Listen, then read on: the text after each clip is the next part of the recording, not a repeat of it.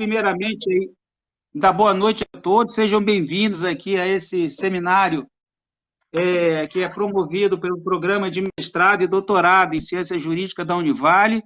É um programa que foi criado em 1995, já tem, portanto, 25 anos, e conceito 6 da CAPES, né, para quem não sabe, né, a CAPES é o órgão do governo que cuida da regulação dos mestrados e doutorados no Brasil.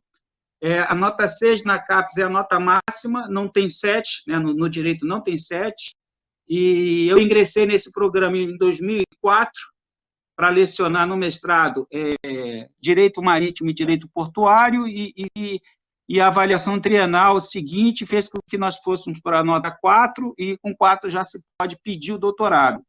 E desde 2007, 2008, então, nós temos um doutorado, e esse doutorado foi ampliando espaços de cooperação com outras universidades de outros países, como a Universidade de Perugia, na Itália, que é uma universidade que foi fundada em 1305, bastante reconhecida, não só na Europa, mas fora da Europa, a Universidade de Alicante, a Universidade do Minho, a Universidade de Caldas, na Colômbia, e a Delaware Law School, que esse programa ele é de dupla titulação, tanto no mestrado quanto no doutorado.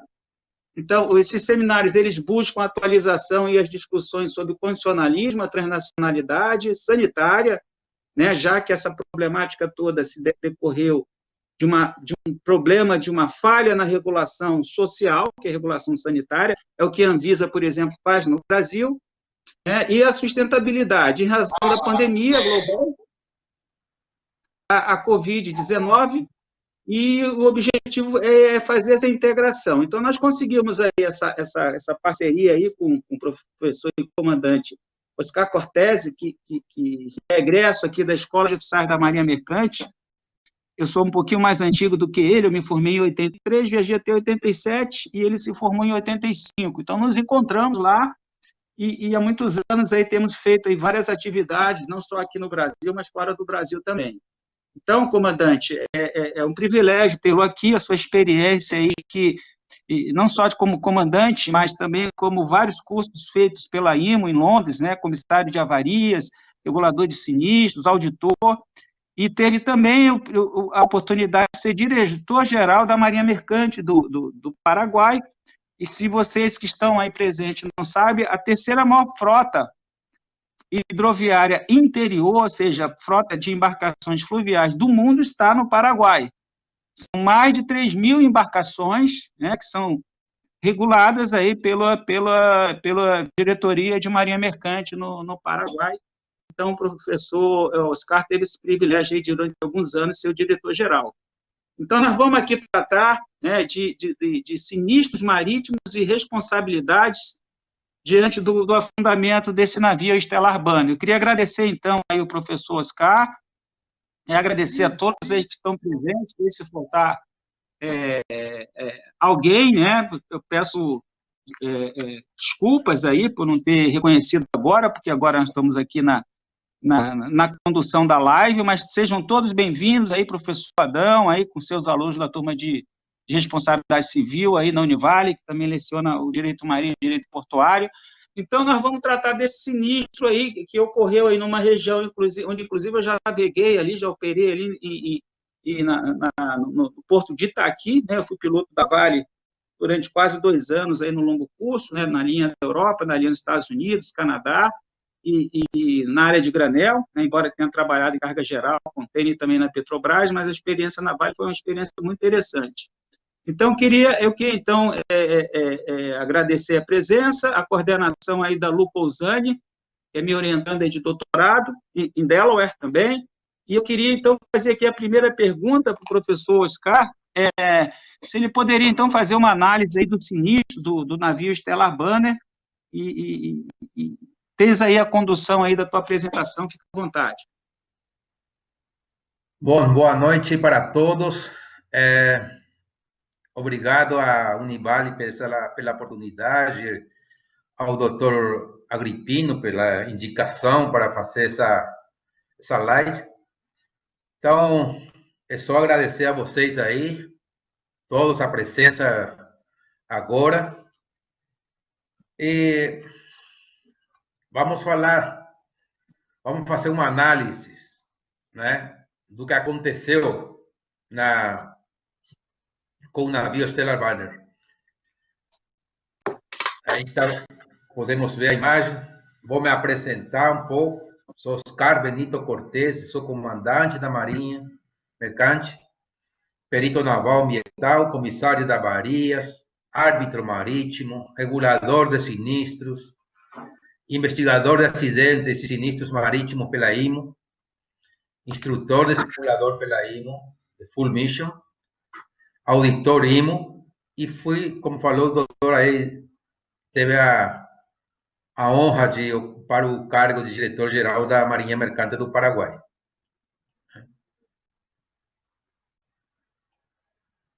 Bom, aqui tem o certificado do curso que eu fiz no Panamá, quando a IMO organizou o curso de investigação regional de investigação de acidentes e sinistros marítimos, no ano 2005. Desde então, estou fazendo diversos trabalhos, né? E no dia de hoje, vamos analisar o que aconteceu com o navio graneleiro de carga seca, o Stellar Banner, né? Com registro da IMO 972-6803, baixo a bandeira da Isla Marshall.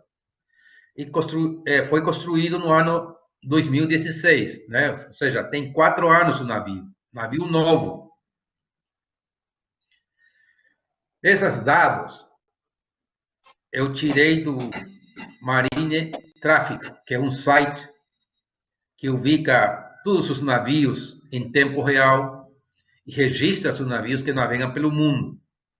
O engraçado foi que os dados, a maioria dos dados que tinha desapareceram, né? Rapidamente. Eu tive a sorte de achar esses dados aí para a gente começar a analisar o que aconteceu com o navio. Então, o nome do navio, tipo de navio, que é o Bull Carrier, né, que é graneleiro. A bandeira é Marshall Island. A velocidade máxima dele é 15 nós, né? A arqueação bruta dele é de 151.596 toneladas, né? O deadweight, a capacidade de carga dele é de 300.000 toneladas. A eslora é de 340 metros. A manga é de 55 metros.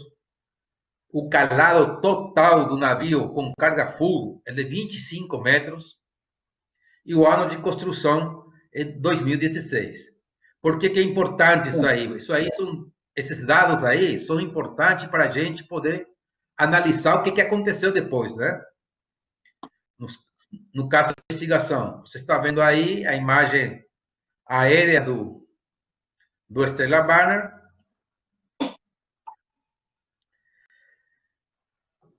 E como falei a vocês, o navio, de acordo com a carta eletrônica, está na posição 1 grado sul, 17 minutos, 18,5 sul, 0,42 graus, a longitude é 0,42 graus, 55,15 oeste, né? Segundo informa o AIS. Mas esse local aí já é o local onde o navio está afundado hoje em dia. A informação, o barco partiu, ou seja, o barco saiu da Ponta da Madeira e estava navegando com direção à China, né? Qual o tipo de navio? De volta, né? A característica IMO e um navio portador de mineral, diz aí, mas é um graneleiro de carga seca. E aqui um dado muito importante, né? A sua capacidade de carga é de 300.660 toneladas. E seu calado atual é de 21,5 metros. A longitude dele é de 340 e a manga é de 55 metros. Aqui a gente já tem um dado muito importante, que é o calado dele, que é de 21,5 metros. Olha o bicho, como a gente fala no linguajar dos marinhos, dos mercantes, né? Muito lindo, uma pena. Uma maravilha de navio. Então, aconteceu o acidente, os buços foram lá, o navio, de acordo com a Marinha do Brasil, o navio encalhou a 100 quilômetros da costa do Brasil, na sua viagem de América do Sul para a China, né?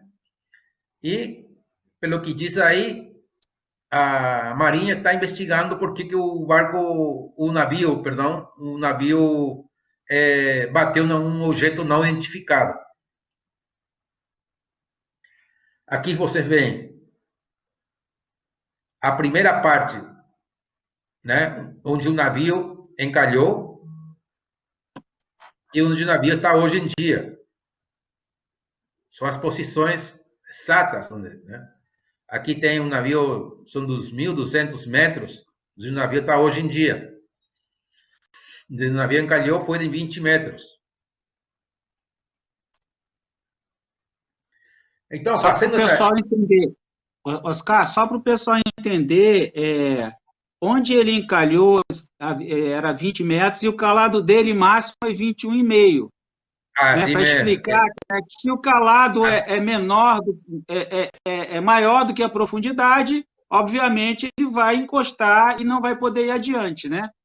Sim, exatamente. Então, vamos fazer uma análise com os dados que a gente tem, né? Vamos começar a análise dos dados. A carga do navio, 300 mil toneladas. Calado do navio, 21 metros.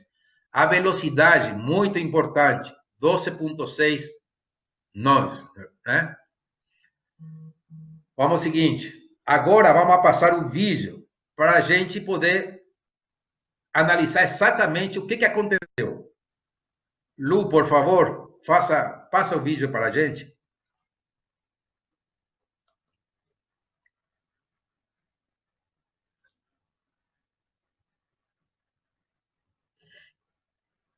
Estamos aí com 46, 47 pessoas na sala.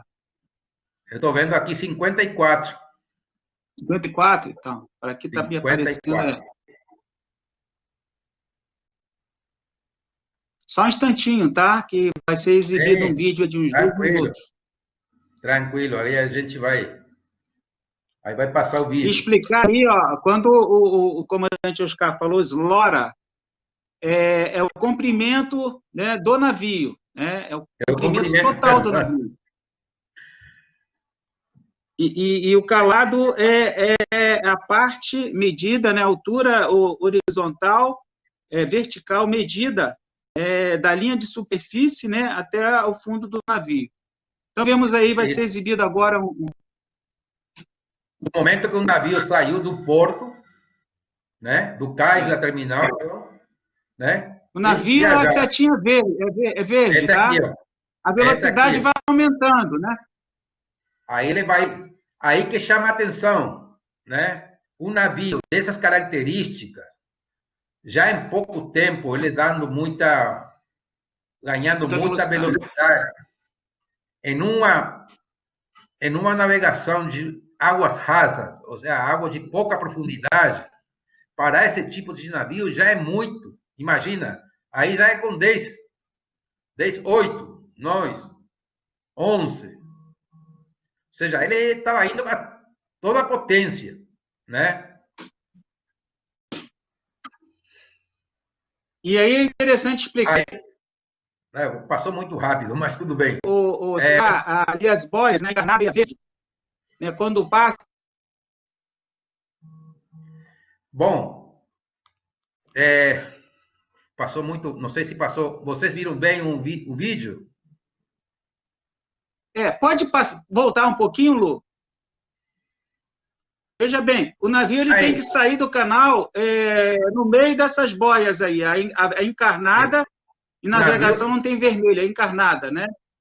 Explica, por favor, Oscar. O navio tem que passar no meio das duas boias, porque esse aí é o rumo estabelecido pela autoridade marítima para uma navegação segura para esses tipos de navios gigantes que a gente conhece, né? Então, ele está indo bem. Ele estava indo bem. Olha aí, deixa a boia verde por Boreste. Estava indo bem. Até aí, sair a boia vermelha por Bombordo, né? Estava indo bem. Aí vai passar no meio das boias. Aí é que começa o problema, depois dessas boias aí, ó. Depois dessas boias aí começa o problema. Aí, agora que vai partir para outro lado. Isso. Aí já saiu do rumo. Ele deveria ter guinado para bombordo para passar no meio daquelas outras duas. Olha aí, exatamente. Aí ele já partiu para outro lado, né? Isso. E aqui você vê, aí já tem profundidades que não coincidem com ele, né? Com o calado dele. Então, aí ele bateu.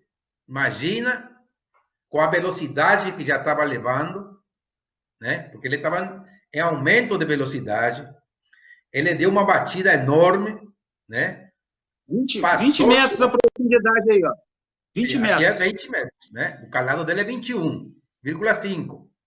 Então, aí ele passou. A velocidade de 12,6 baixou para 7.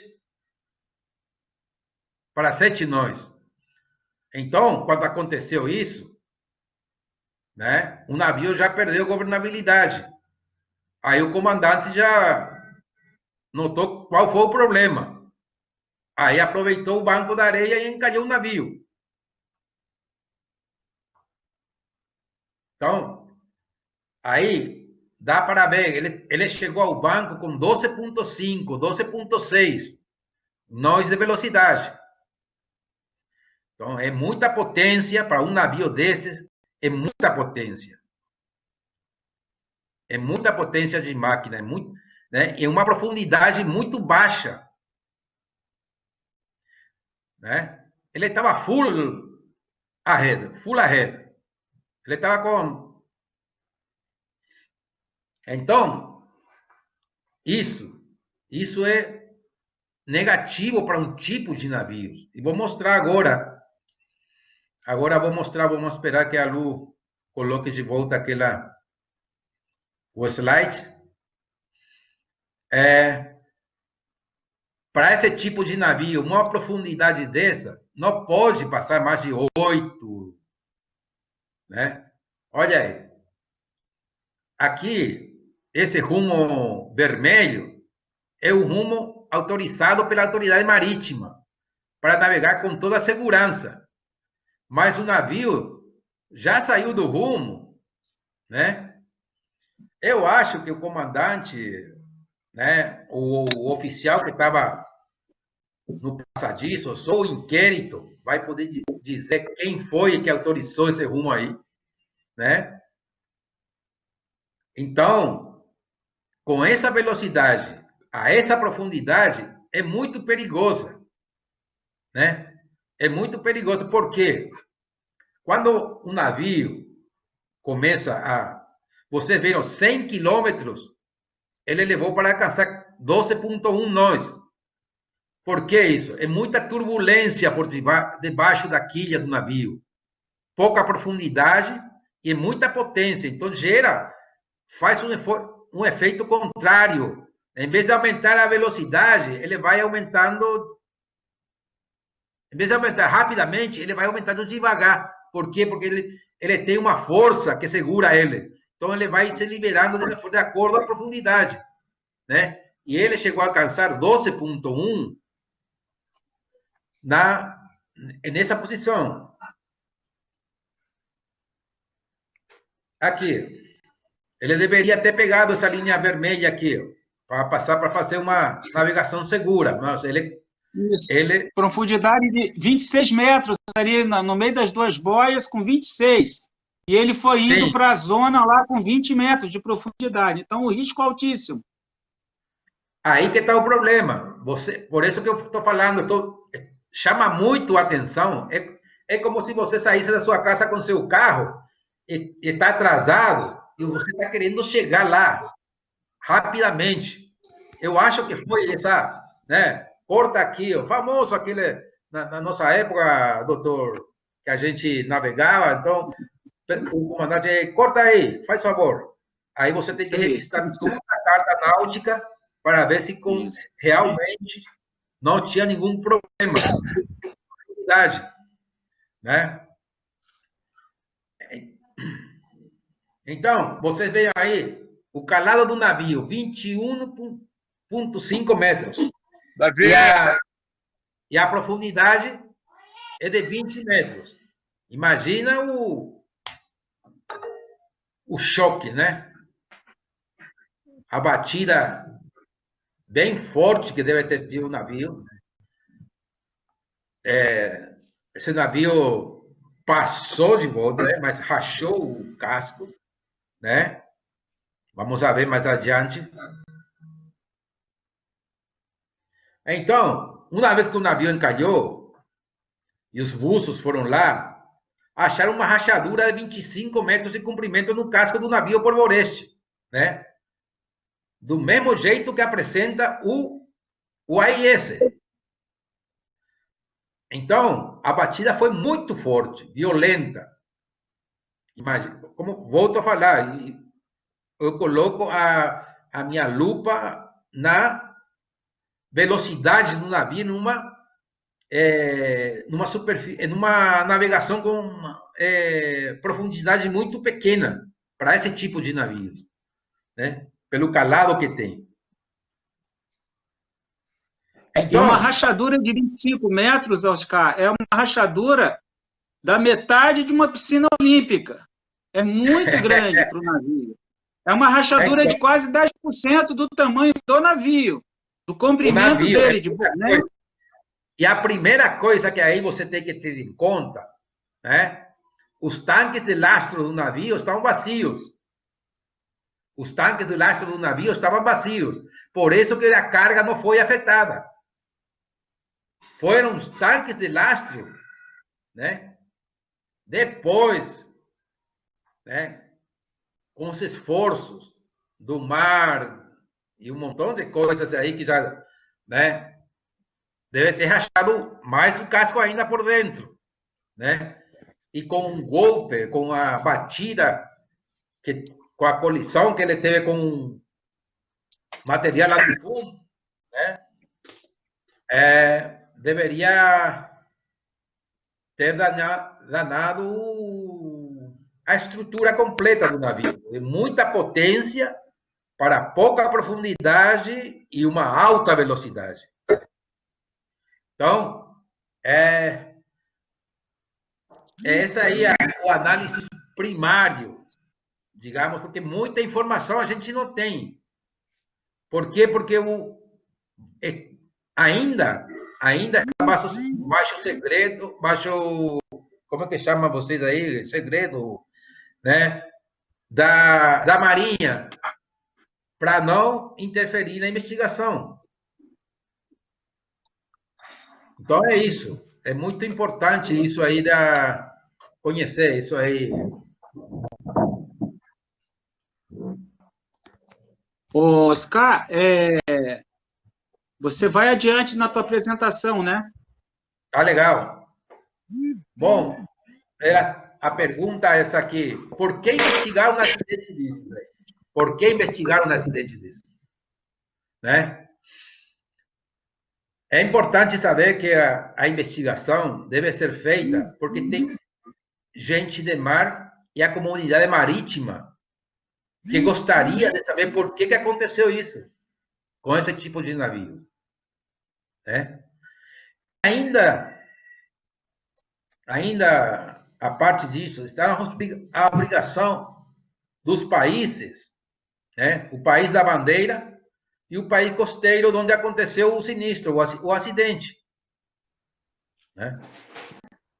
E a gente vai... Por isso que se faz a investigação. Além disso, existe um compromisso IMO, né? Que a gente vai ver agora.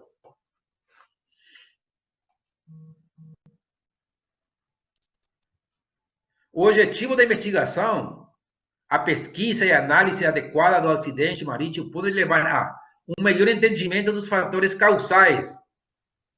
A ação corretiva, por exemplo, treinamento para aumentar a segurança e proteção do meio ambiente marinho, né? Usando o código da IMO para a investigação de acidentes marítimos, permite uma abordagem comum na pesquisa, incentiva a colaboração dos governos em consideração o interesse em um desastre, facilita medidas corretivas e melhor informação para a comunidade marítima internacional. Por isso é importante a investigação do acidente. Para alcançar esse objetivo, requer definir o objetivo da pesquisa, um quadro de consulta e de cooperação entre os Estados, né? Os Estados, quando fala entre os Estados, é o Estado involucrado, né? Que está envolvido nesse acidente, que é o país onde aconteceu e o Estado rector da bandeira, ou seja, o país onde está registrado o navio. Dar imunidade para os envolvidos na pesquisa. Os peritos não têm que ter nenhum tipo de pressão de ninguém. Eles têm que trabalhar, né? Eles têm que trabalhar sem pressão alguma. Eles têm que ter o apoio do país, já seja do Estado rector de bandeira ou do país onde aconteceu o acidente. E usar os modelos de relatórios padronizados pela IMO, né?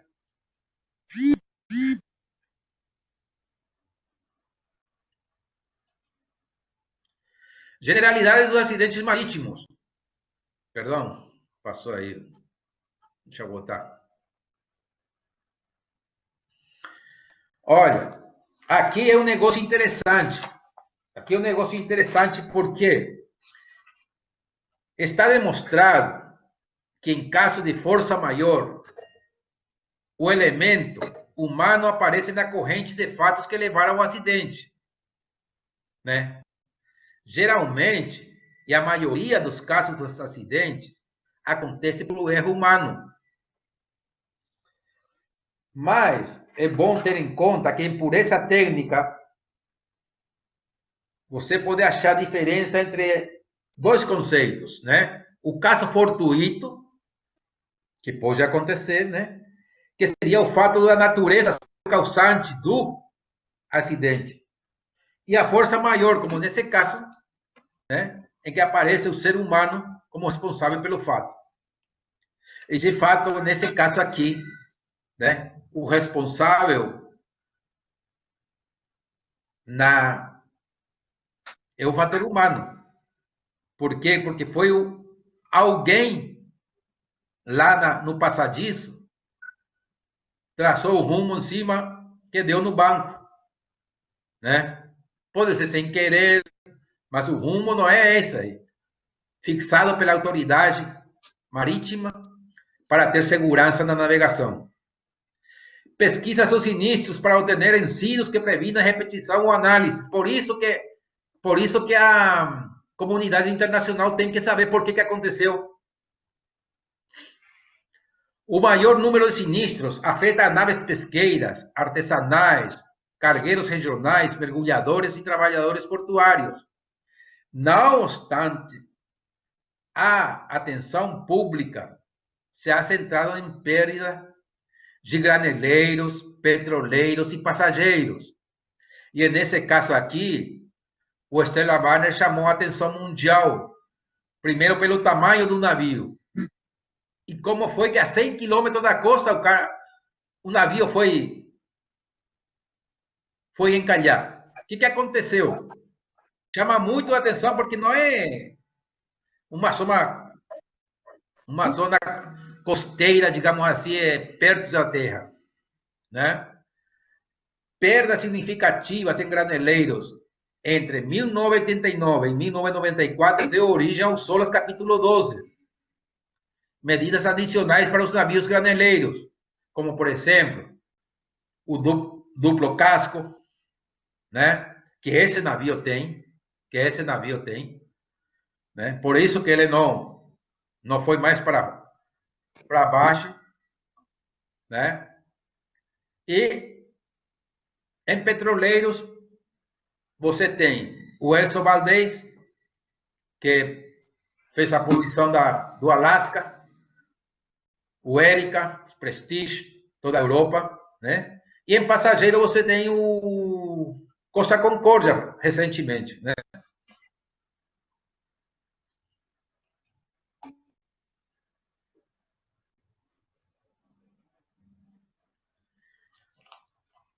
Generalidades, dados e opinião pública. O transporte marítimo sigue sendo o meio mais eficaz para transportar mercadorias em grandes quantidades e a pesca seguirá sendo uma necessidade por longo tempo. Os acidentes marítimos portuários e seus efeitos na segurança e o meio ambiente estão no olhar de todos, precisamente nesse caso, né? O que mais preocupava era a parte do meio ambiente, a poluição. E cada vez questiona-se mais a idade do navio, que não é nesse caso que é um navio novo, as gruas, as equipes de mergulho, a idoneidade dos mergulhadores, e aí tem um fato muito importante, a idoneidade da tripulação. Né? Também tem que ser investigado isso. Os tripulantes que estavam navegando um navio, tinham condições para navegar um navio desses? A formação, o treinamento e os trabalhadores portuários. A falta de fiscalização dos órgãos do Estado, que nesse caso não tem nada a ver, porque o navio já saiu do porto, já estava praticamente em alto mar, então não tinha nada que fiscalizar. A fiscalização já foi feita lá na terminal.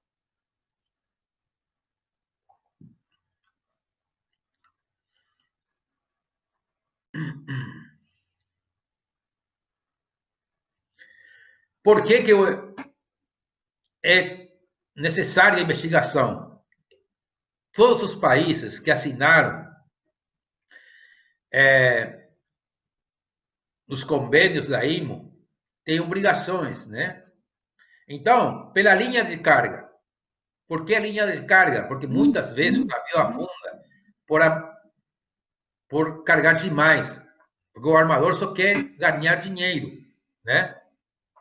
Segurança da vida humana, os SOLAS. Se tem algum erro, se tem algum erro de construção, se tem, não tem a certificação dos tripulantes, e daí em adiante, né? Da prevenção da poluição dos navios, Marpol, navio de pesca, nesse caso não, né? Formação e certificação, o STCW, e a Convenção da OIT sobre a Prevenção de Acidentes Marítimos, 1970, e sua recomendação sobre a prevenção de acidentes.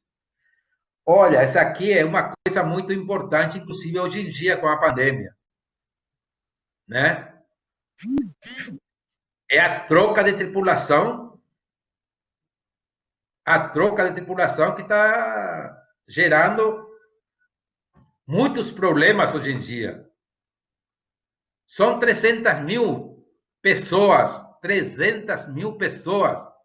tripulantes, que têm que ser trocados, renovados. E não tem logística para fazer isso. Olha o problema que tem. Olha o problema que está carregando, que está acontecendo com a tripulação nos diferentes navios, né?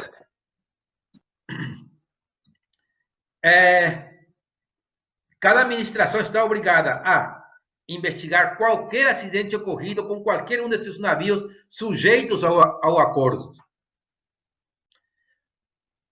Por que você tem que...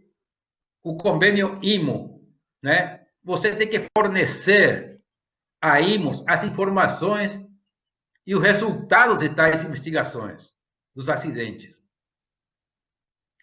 A organização, que é a IMO, com base nessa informação, que vai servir de estatísticas, né, não revelará a identidade ou nacionalidade dos navios em causa, nem qualquer responsabilidade atribuída a qualquer navio ou pessoa. Então, esses dados que a Marinha, a DPC, ou o Tribunal Marinho, não sei quem é o Brasil que faz essa comunicação com a IMO, essa administração marítima do Brasil vai passar a informação completa para a IMO. Só que a IMO não vai divulgar todos os dados.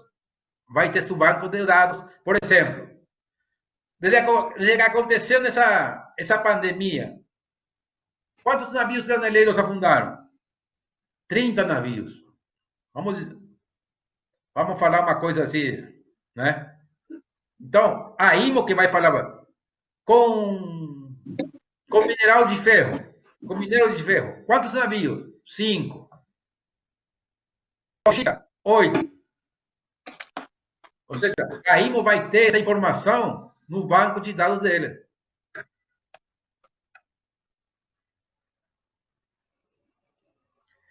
Responsabilidade e competência para investigar. O Código de Investigação se aplica até o limite permitido pela legislação nacional.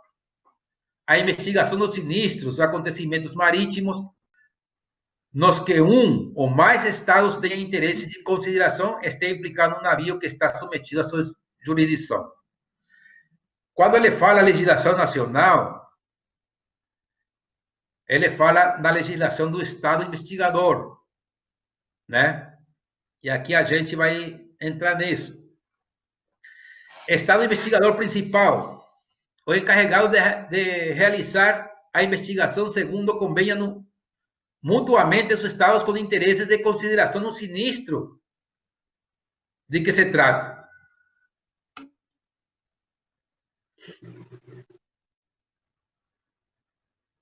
E quais são esses estados legitimamente interessados? Primeiro, o estado reitor de bandeira do navio a investigar. Nesse caso, a Ilha Marshall. Aquele cujas águas ocorreu o acidente, o Brasil. Aquele que sofre a lesão grave, o risco grave em seu meio ambiente, o Brasil. Aquele que está sob ameaça de dano sério, o Brasil. Aquele que tenha nacionais mortos graves, graças a Deus não aconteceu ninguém. Não aconteceu com ninguém. Aqueles que têm informações importantes, né? E aquele que faça valer seu interesse, o Estado investigador principal aceita. Por exemplo, suponhamos que esse acidente tenha acontecido aí perto de Rio Grande do Sul, né? Aí, você tem pertinho, tem Uruguai. Aí o Uruguai falou assim, peraí, esse navio aqui qual é a carga que tem? Suponhamos que seja petróleo, né? Aí, o Uruguai chega e fala com o Brasil. Aí, eu estou perto, eu sou seu vizinho. Será que não me vai afetar? Aí ele mostra interesse e solicita ele ser incorporado para acompanhar a investigação. Ele pode entrar a acompanhar a investigação. Um terceiro país. Mas nesse caso aqui, o Brasil e as Ilhas Marshall terão que conversar e chegar a um acordo. Mas eu acho que o Brasil já assumiu, então não tem mais nada que discutir, né? Pelo grau que eu mostrei aí anteriormente, né? Dos interesses que tem o país, não de bandeira, país em que em águas aconteceu o acidente. No caso, o Brasil seria o investigador principal.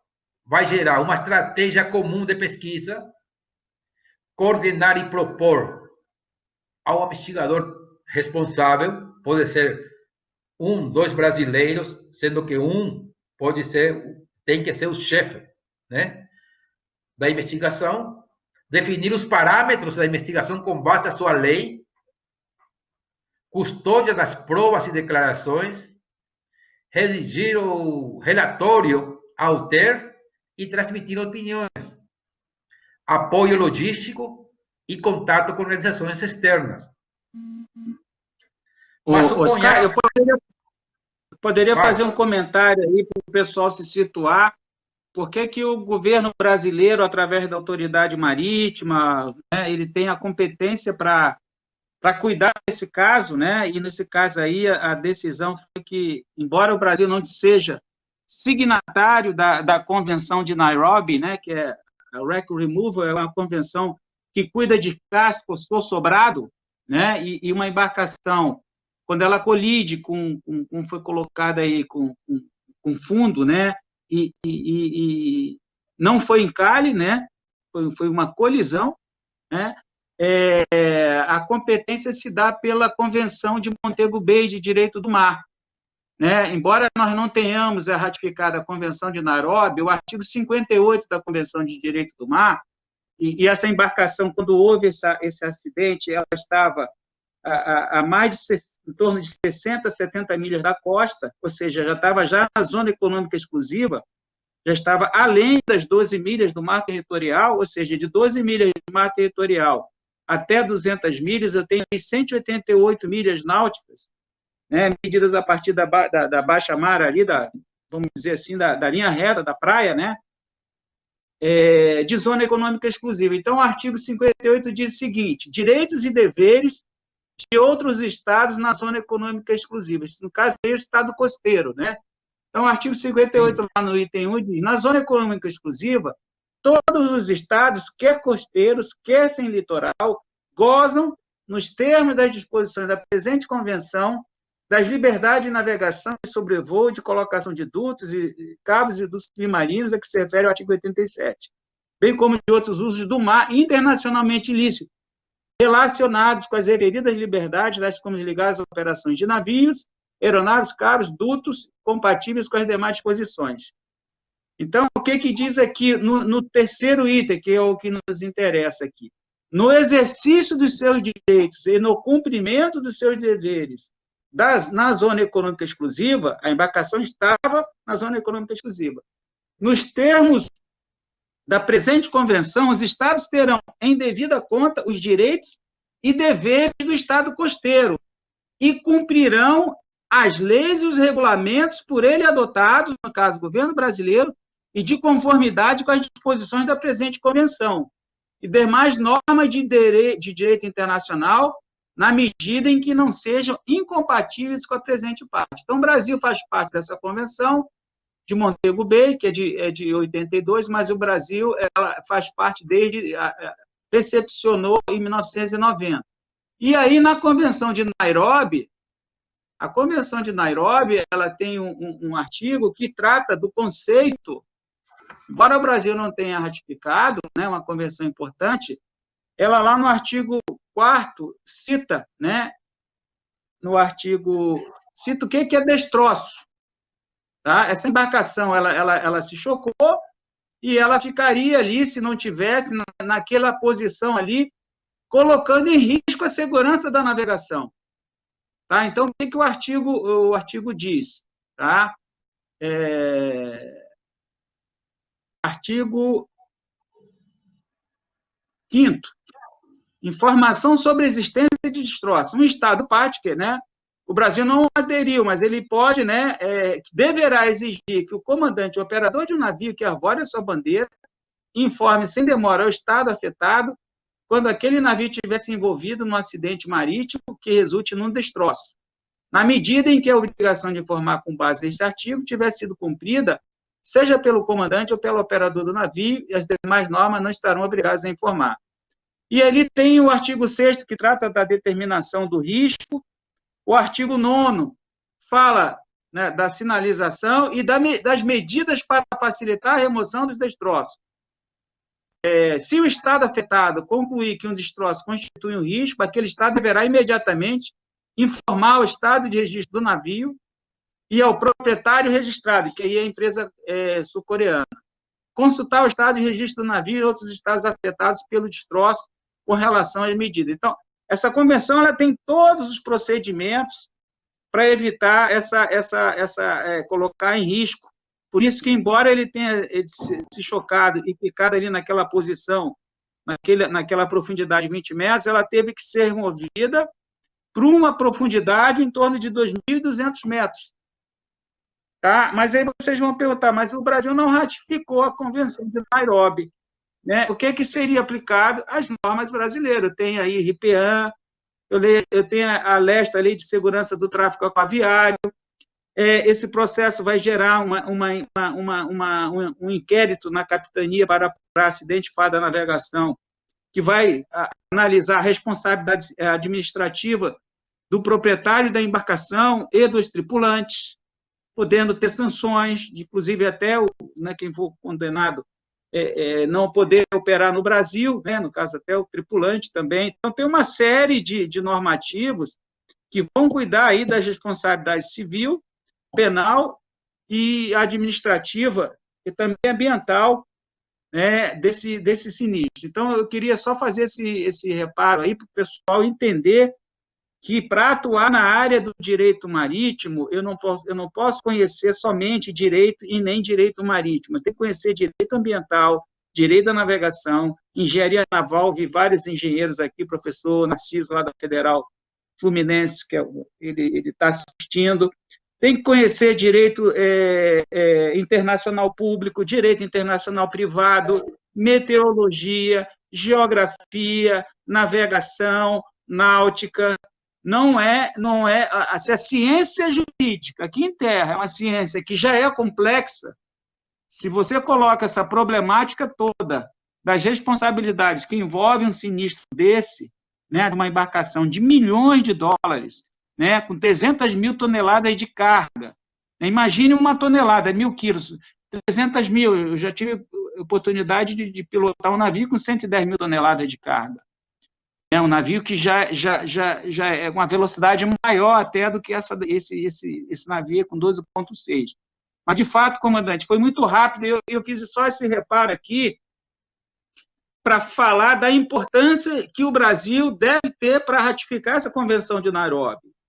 Né? Já temos mais de 40 países no mundo e nós não temos, apesar dos esforços da autoridade marítima brasileira, que no caso é a Marinha do Brasil, né, o comando da Marinha, né, e bastante a diretoria de pós e costas, é uma convenção importante dessa, o Brasil não participa, embora nós temos alguma legislação que trata disso. Né? Então, é só para fazer esse comentário, e aí pode ir adiante, para concluir a sua parte aí, comandante. Oswaldo. Oi. Oi, Adão, pode falar. Só fazer uma observação, acompanhar o chat, e tem ali o canal ali dos participantes, as pessoas que quiserem participar com perguntas, na parte de baixo tem ali o áudio, o vídeo e tem um bonequinho, é só levantar a mão. E aí eu sugiro para você que está coordenando a apresentação, que anote, porque tem perguntas ali feitas pelo Carlos Eduardo, tem perguntas feitas pelo Aristóteles, tem perguntas feitas por mais 2 ou 3 que eu vi ali, e aí tu poderia verificar isso ali, porque o pessoal fez algumas perguntas e passou batido, tá? Só fazendo essa observação. Eu te agradeço aí, eu vou tentar aqui acessar e vou pedir ali para o Oscar ele ser um pouco mais rápido ali, procurar ali concluir essa primeira parte dele, porque a gente só tem aí mais uns 30, 40 minutos. Então, tribunais e cortes, é só para adicionar o que falou com o doutor Agripino, né? Obrigado, então. Isso aqui é multidisciplinar. Você não só direito marítimo, direito, tem que ter de tudo um pouco para esses casos aí. Bom, tribunais e cortes, né? As diferentes autoridades podem reagir de forma diferente no acidente marítimo. De repente, o Brasil quer fazer um inquérito judicial. E a Islas Marshall só quer uma investigação preliminar marítima. Ou uma investigação de acidente marítimo não culpados, né? ou todos eles ocorrem em paralelo? Cada estado tem seu próprio sistema legal e regulamentar, pesquisa judicial e investigação marítima. Visa, em primeiro lugar, encontrar os culpados e levá-los à justiça, penalizá-los de acordo com a lei estadual, né? Do estado em que acontece, do estado investigador principal. Mas aí que está. Quando você faz a investigação, lembra aquela vez, doutor Agripino, no primeiro Congresso de Direito Marítimo, o doutor, esqueci o nome, que é aquele advogado, o pai do Pedrinho, como é o nome dele?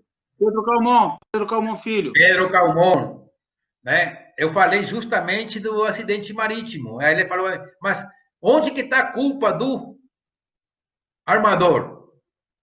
Quando você faz uma investigação, você não busca, você não procura o culpado. Você tem que levar ao juiz como foi que aconteceu, né? Como vai acontecer com esse aqui, ó, com essa investigação aqui? Como foi que aconteceu? Quem foi que deu a ordem para? Aí é o juiz que vai dizer. Né? Foi o comandante, foi o primeiro piloto, foi o, sei lá, o prático, recomendou para ir. Oscar, assim, para manter aqui o nosso roteiro, eu vou pedir para você, então, concluir essa parte aí, fazer a primeira pergunta para mim, que a gente ainda tem as perguntas das pessoas. Então, eu vou pedir para você fazer a pergunta para o pessoal, assim, do ponto de vista didático, eles se situarem do ponto de vista jurídico, no meio dessas disciplinas ali, para a gente seguir o roteiro. Então, se você puder concluir agora, ou se quiser concluir depois, para a gente já começar a caminhar para o final, porque nós só temos 30 a 40 minutos. Aqui, eu tenho uma pergunta do Marcelo Neves, né? Ele falou, você verificou qual a velocidade estabelecida no NPCP? Aí eu falei, eu não verifiquei nada, porque toda investigação tem seu sigilo, né? Isso aí é um. O navio saiu com prático da terminal até o ponto que o prático desembarca.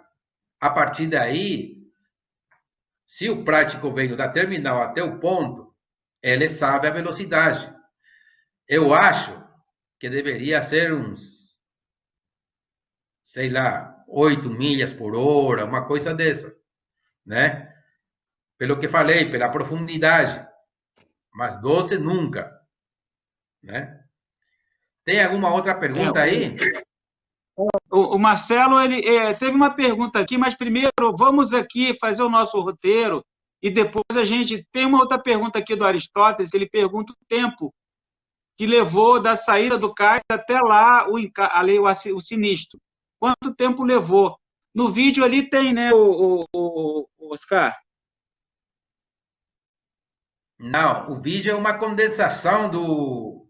Mas para chegar ali, ora, estava a 50 milhas náuticas.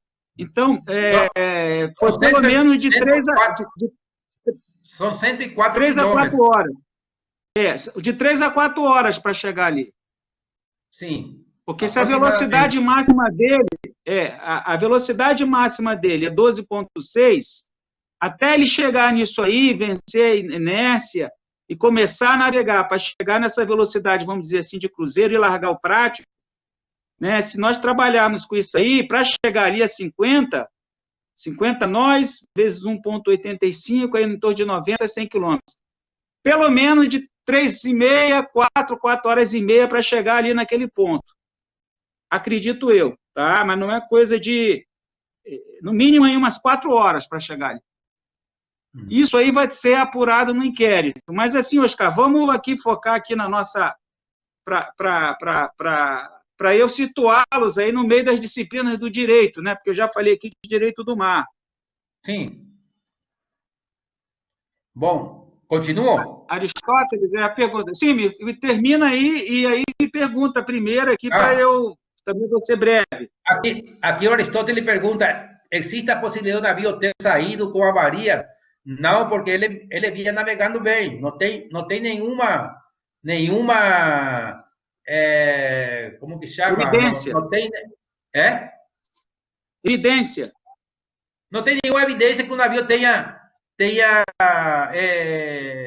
algum defeito com a saída dele, porque ele saiu muito bem, não tem nenhum problema, ele é bem full ahead, tranquilo, via aumentando devagar, mas aí dá para ver no vídeo do AIS exatamente o momento de o navio bateu com alguma coisa lá embaixo, né? E perdeu a governabilidade. Tem uma outra pergunta aqui, ó, Oscar,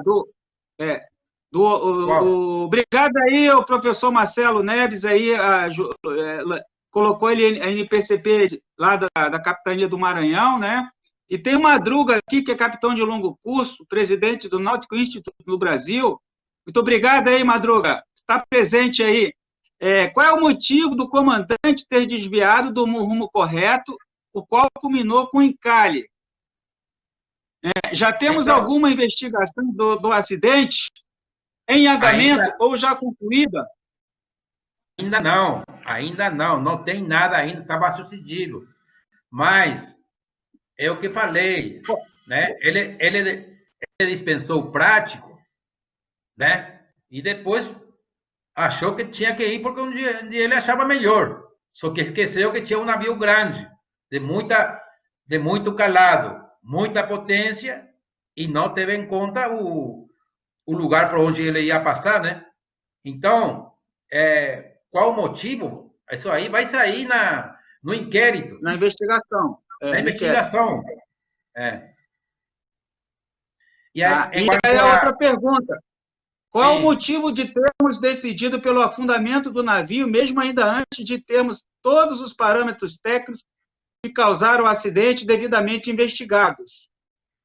Bom, ainda não tem, como te falei, ainda não tem. Por isso que eu quero avançar nesse slide que tenho aqui. Vamos terminar o slide. Aí eu vou falar depois qual foi o motivo. No meu conceito, como investigador de acidentes e sinistros marítimos, por que eles abandonaram o navio? Ou seja, afundaram o navio. Então, deixa concluir com isso que falta pouco. A investigação deve incluir coleta de informações, né? Análise da mesma, determinação das circunstâncias, causas e fatores contribuintes, adoção de conclusões e recomendações de segurança, né? Também, o processo de pesquisa não exclui outras investigações. Estabelecer as circunstâncias do sinistro, definir os fatores casuais, publicar as causas, olha aí, publicar as causas e formular recomendações. Partes interessadas, após a ocorrência do acidente, pode envolver várias organizações e 3 contatos devem ser feitos sem demora. A administração, quando o Brasil soube que o navio encalhou, teve problemas, o Brasil, o primeiro que fez foi avisar a Marshall Island, né? A Isla Marshall, que é o Estado reitor da bandeira, o armador e o agente do navio, né? Que é o enlace entre o armador e a autoridade. E outras partes interessadas é a autoridade portuária, a praticagem, P&I Club, sociedade classificadora, interessados em carga, seguradoras e sindicatos, e se houver morte, a investigação da autoridade marítima entrará em contato com as autoridades competentes. Diretrizes, né? Já falamos que tem que seguir o sistema jurídico do país onde aconteceu o fato e onde quem é o investigador principal. notificar formalmente as partes, visitar o navio e obter documentação, organizar entrevistas com testemunhas e analisar se haverá assessor jurídico ou terceiros em entrevistas, né? Então, o regulamento de investigação de acidentes e sinistros marítimos da OMI, no Brasil, existe a norma número 9 da DPC, da Diretoria de Portos e Costas. O que faz a norma número 9? A número 9 incorpora a legislação brasileira o regulamento de investigação de acidentes e sinistros marítimos da OMI.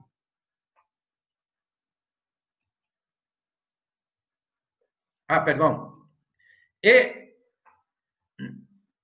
nessa definição de acidentes e fatos da navegação, o norma 9 define o que é acidente de navegação. O que tem que acontecer para que seja considerado acidente de navegação. Aconteceu varação,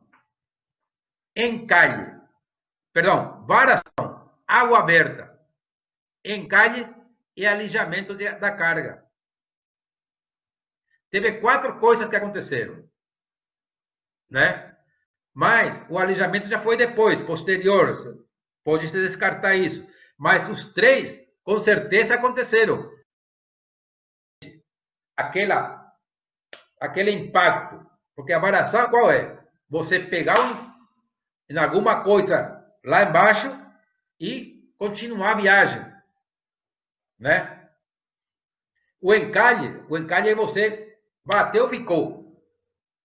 Que o comandante fez para não. Água aberta, por que ele encalhou o navio? Porque ele já sentiu que o navio perdeu governabilidade, né? E já não podia continuar. E para evitar o mal maior, encalhou o navio. Então, relatório das investigações da segurança marítima, a DPC, como autoridade marítima do Brasil, vai someter à organização, à IMO, a versão final de um relatório de investigação, né? Também ele vai passar para o público. Isso. Mas aí que tem uma questão. O relatório vai ter partes, vai ter informações sensíveis para o Brasil, né? Então, o próprio regulamento autoriza ao Brasil não passar essa informação de segurança para o público. Sim, para a IMO, né? O relatório final vai estar disponibilizado ao público depois que a DPC mandou a informação do relatório final para a IMO, né? É aí que todas as pessoas interessadas, a comunidade marítima interessada vai ter acesso à informação com relação ao acidente desse navio.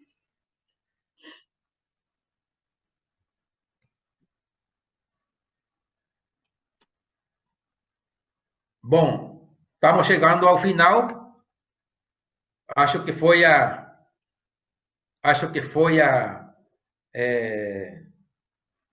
parte mais interessante desse aqui, falar dessas, digamos assim, desse regulamento da investigação do acidente marítimo, para ter uma ideia de como é que se faz, né? Quem é que está interessado, quem é que pode participar, né? Quem é que pode reclamar, né? Tudo isso. E agora, comandante, doutor Agripino, aqui eu quero entrar, se tiver alguma pergunta, eu quero entrar. Por que Depois, não afundou o navio? Fala. Essa pergunta aí é a pergunta de $1 milhão, né? Eu queria saber também qual foi o motivo, né? Bom, por enquanto, mas nós vamos saber. É o análise que eu fiz como investigador principal, investigador, né, pela informação que eu tenho. Vocês sabem que o navio encalhou a 100 quilômetros do continente. Então, um salvamento desses aí é uma tarefa muito complicada, longe de terra, e financeiramente representa muito dinheiro, é muito caro. Pelo que implica a operação mesmo, né? Alijar, ter navios aí, prontidão para se tiver alguma poluição e demais coisas, né? Custa muito dinheiro. O seguro, a póliça do navio, deve ter dado cobertura a tudo isso, a operação de salvamento, né? Mas não sobrou din-din para consertar o navio. E ainda, além disso, tem outras situações externas que fizeram possível a decisão de tomar a decisão de afundar o navio. E dessas situações que eu quero falar. Com a crise da pandemia, a falta de carga no mundo gerou a baixa nos preços de navios de carga. Né? Por que isso? Porque é a medida preferida pelos armadores para liquidar o excesso de bodega, o excesso de porão, de capacidade de transporte da frota. E também da indústria, que tem uma crise por causa da pandemia. Mas, como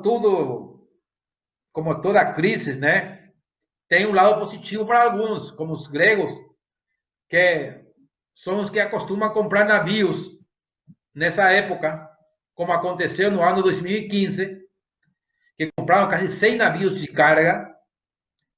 Depois seguem os armadores chineses e os ingleses. Com a baixa da demanda na matéria-prima no mundo por causa da pandemia, o primeiro tipo de navio afetado é o graneleiro, né? E no caso desse navio, do Stella Warner, que é um navio muito grande, ele tem uma particularidade. Ele só pode navegar para a Austrália, Sudáfrica, Canadá e o Brasil. Tem restrição de porto e calado. Né? E com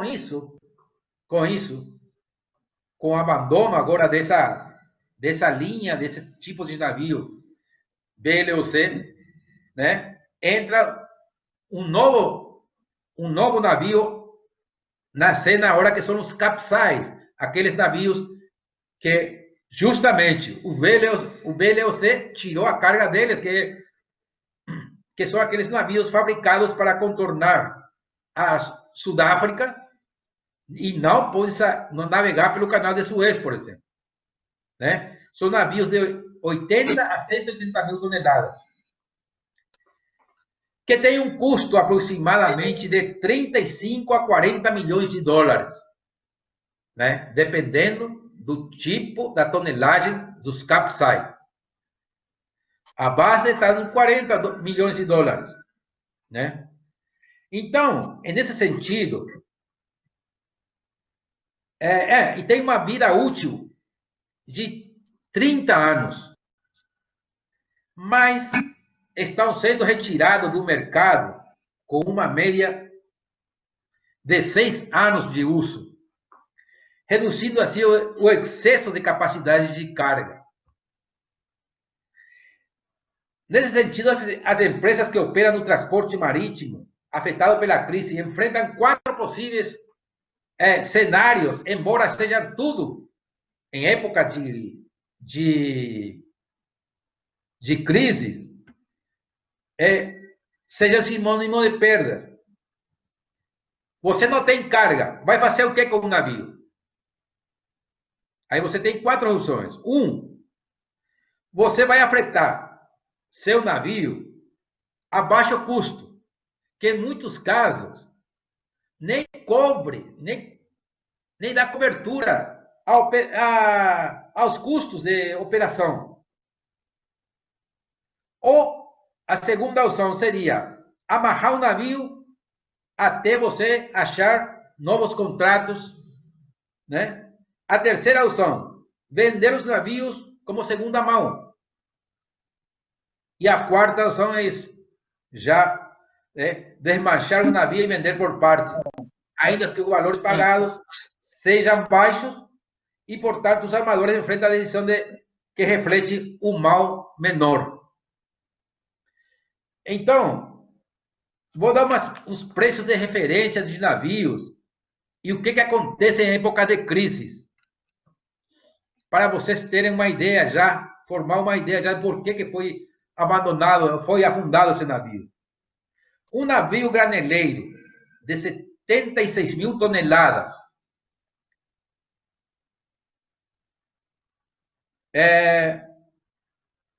foi construído no ano 2005, foi vendido em 15 milhões de dólares. Um navio Capesize novo, que é de 80 a 180 mil toneladas, tem um custo aproximado, como base, de 40 milhões de dólares. Um navio Capesize em construção, imagina, um navio Capesize de 180 mil toneladas,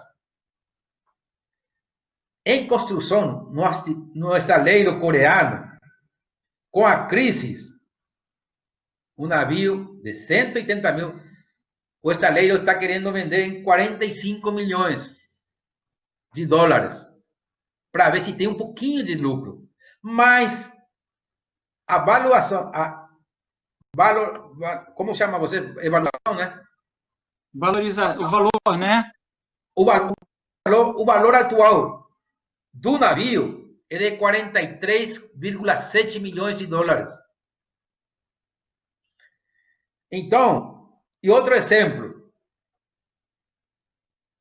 Em janeiro de 2010, o navio porta-contenedor de 50 mil toneladas foi entregue em um estaleiro chinês aos donos por um preço de 60 milhões de dólares. 60 milhões de dólares. Só 7 anos depois, foi vendido em sucata por 5 milhões de dólares. Aí você diz, mas por quê? Por que 5 milhões? De 60 para 5 é muita coisa. Qual foi a reação do armador? O que eu faço? Não estou achando carga. Não tem carga. Tem muita disponibilidade de capacidade no mundo. Está sobrando navios. Né? Então, esses são os motivos. Oscar, deixa eu explicar, então, para quem não é da área jurídica, as disciplinas que regulam, né, que são relevantes para a atuação no direito marítimo.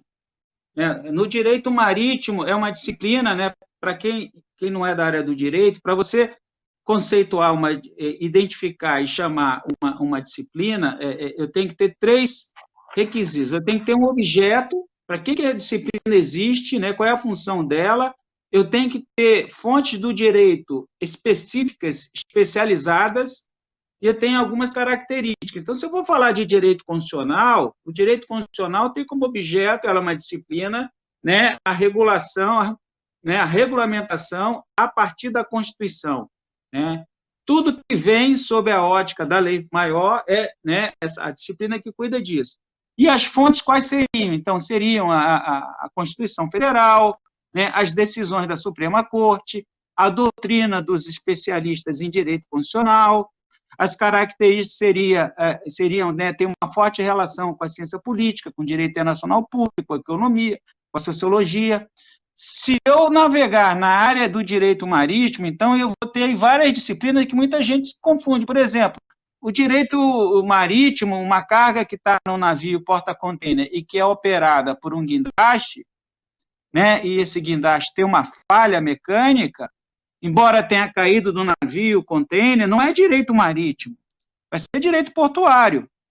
Porque a disciplina que tem como objeto as relações jurídicas que se dão no porto e a partir do porto é o direito portuário. Né? E aí eu vou ter as fontes do direito portuário, que é a lei dos portos, eu tenho toda uma regulação da Secretaria de Postos, da ANTAC, né? Tem as convenções internacionais que tratam de direito do trabalho portuário e de porto também, eu tenho características que é uma forte relação com o direito marítimo, com a engenharia naval, com a engenharia portuária, com a meteorologia, né? Com a hidrografia e a navegação, são ciências, né? Então, eu tenho essas características. Se eu for entrar na área da navegação, eu tenho, então, o direito da navegação marítima, que é uma disciplina que tem como objeto a segurança da navegação marítima. Né? Eu tenho que proteger a segurança, primeiro são as vidas, depois o meio ambiente. Depois os interesses comerciais, se tiver algum, mas eu tenho que proteger a vida. Tanto é que nós, como somos navegadores, pilotos, comandantes, nós, se soubermos que há uma vida em risco há milhas, estamos num rumo, nós temos que abandonar aquele rumo, analisar o cenário e ir atrás para salvar aquela vida. Tá? Então, porque é prioridade, porque senão eu posso ser processado por uma responsabilidade criminal, né, omissão de socorro, eu tenho responsabilidade administrativa como tripulante de embarcação, que é responsável pela ciência da navegação pela náutica, né? Então, esse direito do mar, que é o que eu falei aqui, é diferente do direito da navegação marítima, é diferente do direito marítimo, é diferente do direito portuário, né? O direito do mar, que é a Convenção de Montego Bay, que vai dar a competência, a legitimidade do Estado costeiro para fazer, né, a análise do cenário e zelar pela segurança dentro das 200 milhas marítimas, é o Estado costeiro e o Brasil. Porque o Brasil ratificou a Convenção de Montego Bay, lá né, da Jamaica, né, uma cidade na Jamaica. Então, nós temos essa autoridade, e quem exerce isso é a autoridade marítima, a Marinha do Brasil. E aí tem uma interface com o IBAMA. Por exemplo, a Marinha, ela que fez o plano de alijamento, aliás, ela foi apresentada pelo armador e foi aprovada pela autoridade marítima e ouvido o IBAMA, né, o órgão ambiental. Aí eu tenho a autoridade ambiental e a autoridade marítima. Né? E isso é tão importante ter o conhecimento dessas áreas de atuação, porque você evita, né, primeiro, o conflito negativo e segundo, o conflito positivo. Né? Duas autoridades, elas não podem se omitir diante de um fato desse. E também uma não pode entrar na competência da outra autoridade. Né? No setor portuário tem mais tem muitos órgãos intervenientes. Né? A autoridade aduaneira, a autoridade ambiental, a autoridade marítima, a autoridade policial, a autoridade sanitária, e por aí vai. Âmbito federal, âmbito nacional, federal uma coisa, nacional é outra. Né? Eu tenho a ANTAC, é nacional, é uma autarquia federal. Né? A Marinha do Brasil é a autoridade marítima para o Brasil inteiro. Porque ela vai zelar pela implementação, ratificação, fiscalização e punição das convenções que têm pertinência, né, com a área da navegação marítima e com a área com direito marítimo. Então, eu tenho essas interfaces e eu ainda tenho a regulação. O direito regulatório do transporte aquaviário e da atividade portuária que veio para complicar mais ainda. Então, aquele direito marítimo lá, que até 2001, antes da edição da lei de criação da ANTAC, o direito portuário, ele era um direito, vamos dizer, privado. Né? A partir da Constituição de 88, não tem mais o direito privado puro, não existe mais isso, esqueçam isso. Porque o Estado é regulador, é público/privado. E com a edição da ANTAC, da lei da ANTAC, lei 10.233, e os normativos, público/privado. Então, o direito marítimo, então, ele tem como objeto, né, a relação jurídica, regulamentar as relações jurídicas que se dão no navio a partir do navio. Se eu estou falando de contrato de afretamento, se eu estou falando de contrato de transporte, eu estou falando de direito marítimo, responsabilidade civil. Se eu falar de autoridade marítima, que é a Marinha, eu estou falando de responsabilidade administrativa. Se eu falar de autoridade ambiental, IBAMA, eu estou falando de autoridade ambiental, competência ambiental. Sanitária, eu estou falando da Anvisa. Então, eu tenho que ter esse conhecimento todo e o conhecimento do direito internacional público, para saber se tem convenções que regulam aquela matéria, o direito internacional privado, né? Eu não acredito que esse caso aí tenha sido um descuido do comandante. O que ele fez isso, né? O Marcelo já tinha lido, professor Marcelo, obrigado aí pelo seu artigo, mas eu achei bastante interessante ali, mas a sua introdução ali, tem ali uma pequena divergência, né? Eu estava relendo agora, né, quando você falou que o navio estava carregado com 275 mil toneladas de minério, pertencente à mineradora Vale, tinha como destino, tudo bem. O comandante do navio, prevendo que um mal maior poderia acontecer, optou por desviar o navio do canal de navegação. Não acredito nisso, ele errou. Né? Eu conversei sobre essa questão, o comandante ele fez uma barbeiragem, no meu entender. Eu vou ter que aguardar o inquérito, tá? Porque eu não sou o dono da verdade, e eu vou ter que analisar o que esse inquérito para apurar. Mas as evidências todas ali apontam que ou foi ele ou foi o oficial de quarto que deu uma cochilada ali na navegação. E ao invés de ter guinado, continuando guinando para bombordo, para sair no canal no meio das duas boias, ele seguiu, resolveu ir ali seguir adiante e colidiu ali, né? O encalhe talvez possivelmente foi depois, mas houve uma colisão ali, não houve encalhe, né? E pode ter havido até uma varação, como você colocou aqui, mas ali ele não foi para evitar um mal maior. Talvez possivelmente depois da besteira que ele ou o piloto possa ter feito, né, não queria estar na situação deles, né, eles tenham aí feito a varação, que é um encalhe deliberado. A diferença da varação para o encalhe é que o encalhe não é proposital. A varação é deliberada. E eu, como piloto, nos 4 anos, eu já sofri esses acidentes da navegação, já tive varação, encalhe, só não tive naufrágio. E naufrágio não é afundamento. Eu estou vendo muita gente falar de naufrágio. O afundamento, no meu entender, ele é deliberado. O naufrágio, no meu entender, não é deliberado. Naufragere, né? Você colide, tem água aberta, né? Entra água aberta, o navio perde reserva de flutuabilidade e vai ao fundo, mas não é porque se queira. Não é uma decisão. Né? O afundamento aí, no caso, como o comandante colocou. Então, eu queria só fazer essa introdução aí para o pessoal que não é da área se situar. Então, um acidente desse vai ter a instauração de inquérito para furar acidentes de fase da navegação, e aí eu não posso fazer juízo de valor, né, até definir, porque está em sigilo, mas, na minha percepção, houve algum problema ali na navegação.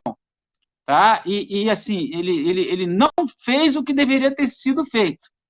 Que é sair de um canal desse, né, com a boia encarnada deixando por bombordo e a boia verde deixando por boreste. Na entrada, ele tem que fazer isso ao contrário, mas na saída, o sistema IALA de boias, né, de navegação, e aí tem o RIPEAN também, a gente, e aí ele já estava sem prática, possivelmente há muito tempo. E é possível que até as recomendações que esse inquérito possa proporcionar, e no inquérito da Capitania dos Portos, e depois no Tribunal Marítimo, é possível até que depois possa ter uma recomendação para que tenha uma praticagem facultativa ali, ou até mesmo obrigatória. Né? Não se sabe, né? Porque se deixaram o prático lá, se tivesse com prático, com certeza não teria acontecido isso. E aí, senhores, nós temos uma função aí que não foi falada, né? Que é de extrema relevância, que é a atividade da praticagem, que é aquele profissional que conhece mais sobre a problemática e o canal naquela região ali, O comandante é quem conhece mais sobre o navio e o prático é quem conhece mais sobre o canal, a operação. Os dois, né, que tanto é que quando eu viajava na linha do Japão, nos Estados Unidos, na Europa, né, em qualquer lugar do mundo, quando você chegava num porto, quando o prático chegava no passadiço, eu e o comandante, nós ficávamos com um rosto, sorriso largo. Imagina você entrar numa região que você nunca navegou, né, e o navio vai tocando, reduz a velocidade, tem todas as cautelas, mas o prático é aquele anjo que chega ali para dar paz e segurança para a navegação. Né? Então, extremamente importante, e muita gente acha que é flanelinha de navio. Não é.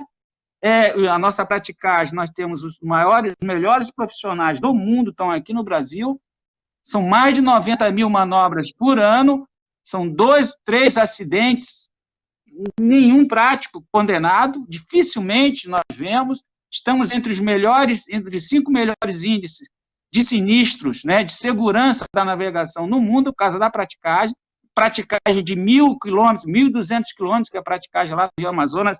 Eu já tive a oportunidade de ir até Manaus, com prático a bordo, eles ficam quase 2 dias no navio, né, uma manobra danada para eles pegarem o navio, trechos do rio com que você não consegue enxergar as margens, parece que você está no meio do Oceano Atlântico, enorme, com problemas de bancos de areia, né, as cartas algumas vezes atualizadas, então é uma problemática grande. E, assim, o acidente não é uma questão, né, o silêncio é o melhor sinal de que não está tendo um bom serviço, né, em relação à segurança da navegação, seja pelo comandante, os pilotos, seja, né, com o auxílio aí dos práticos. Então, eu queria, então, que o Oscar falasse, então, ele já falou um pouquinho, né, e aí, vamos tentar aqui as perguntas, né? Marcelo está aqui, está falando. Deixa eu concluir rapidinho Conclui, então, professor. Então, a decisão de fazer o afundamento do navio foi mais uma questão econômica. Para mim, é minha opinião. Isso aí, econômica. Porque você vendo a quantidade de ofertas que tem no mercado de navios brasileiros a baixo custo, se você vai gastar por um navio desse daqui 20 milhões de dólares, você pode comprar um capsize em bom estado em 20 milhões de dólares e continuar trabalhando. Então, esses navios já perdeu o contrato, tem restrições de porto, de calado, então já não é nenhuma vantagem ter esse navio de volta. Eu pensei, a princípio, de que o navio ia ser desmanchado, mas não. Eles preferiram mandar para o fundo e criar um arrecife. Eu acho também válido, né? O armador faz do dinheiro dele o que ele quiser. Mas essa é a minha opinião. A questão do afundamento do navio é financeira, econômica, mais nada. É isso aí. E aí, eu concordo contigo, eu pesquisei as vistorias anteriores que foram feitas nesse navio, não teve nenhuma post-state control, o navio, né, com 3 vistorias, uma na China, as exigências que são normais em tipo de vistoria que ocorre a bordo, que isso é importante, né, quando você trata de um caso desse, analisar, né, as vistorias que foram feitas, né, e tentar ver o compliance da empresa e se tem algum nexo causal entre aquela ação ou omissão naquela vistoria e os acidentes, e o acidente em si. Concordo aqui com o Marcelo aqui disse, aí eu concordo com ele, né, que foi uma colisão seguida de varação. Então, assim, ele colidiu no fundo, né, estava ali com uma profundidade menor do que o calado, então vai encostar. O ideal é que se navegue em águas restritas com uma diferença abaixo daquilo, underkill clearance, como se fala, né, de 15% a 20%. Né? Então, se eu tenho uma profundidade, um calado de 10 metros, para eu ter uma segurança e não ter muita trepidação, o ideal é que eu tenha uma profundidade de mais 2 metros, no mínimo, para ter uma lazeira ali de 2 metros e não ter ali o que se chama ali o efeito squat, né, que o navio afunda, e quanto mais o navio próximo no fundo, pior a governabilidade.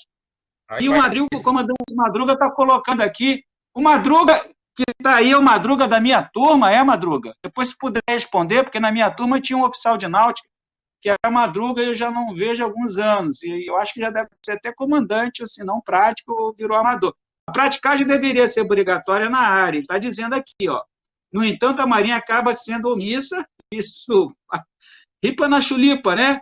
Se submetendo aos interesses da praticagem, colocando o serviço de praticagem como opcional, porque não tem staff de prática suficiente para atender a todas as manobras. E, por outro lado, não querem que acrescente o número de práticas naquela zona, para não terem que divulgar. Está aqui, isso é um ponto de grande preocupação, aspecto. Tem aí a sua possibilidade aí de... Né? Eu estou colocando aqui a posição no Madruga, tem que analisar isso aqui melhor, mas é um ponto a ser considerado na discussão também. Né? O caso do Costa Concórdia ali na Europa, que todo mundo conheceu, aquele acidente, que eu já naveguei ali, é uma região extremamente complicada ali, e a empresa de navegação, ela queria que o comandante passasse muito próximo ali para ver a cidade, os passageiros, e não tinha praticagem. Depois que houve o acidente, a praticagem passou a ser obrigatória.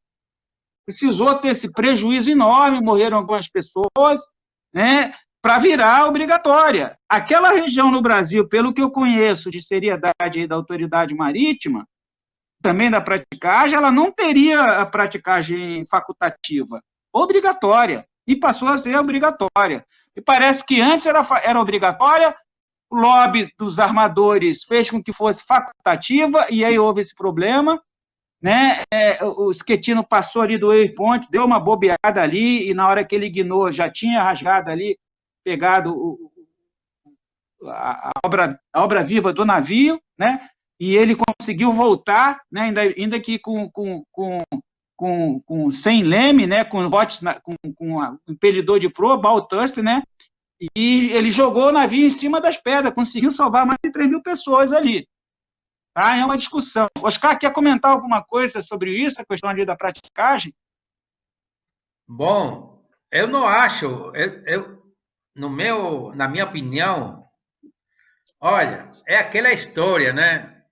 O tráfego no mar, quando você colocar luz vermelha com luz vermelha, luz verde com luz vermelha, né? E o grego, ele passa por onde ele achar melhor.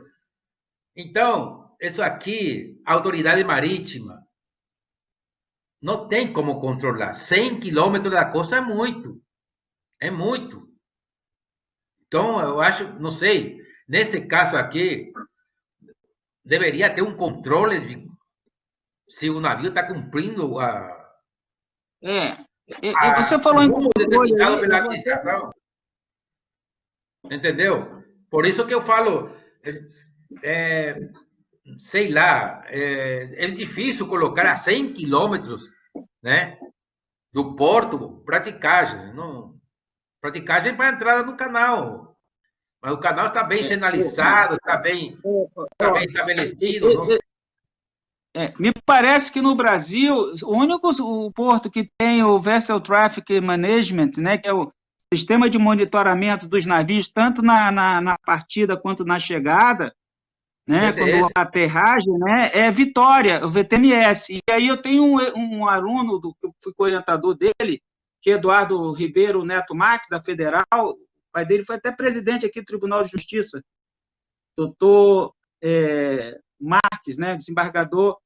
O Eduardo, ele fez a dissertação dele sobre isso, e pegando um software dinamarquês que media, que facilitava a segurança da navegação, né? Um software dinamarquês. E ele é engenheiro eletrônico, ele trabalhou no monitoramento, na criação desse projeto, quando ele fez consultoria lá para a Secretaria de Postos do Vessel Traffic Management. O Eduardo. Então, está nesse livro aqui o artigo, bastante interessante, regulação, engenharia de transportes e postos.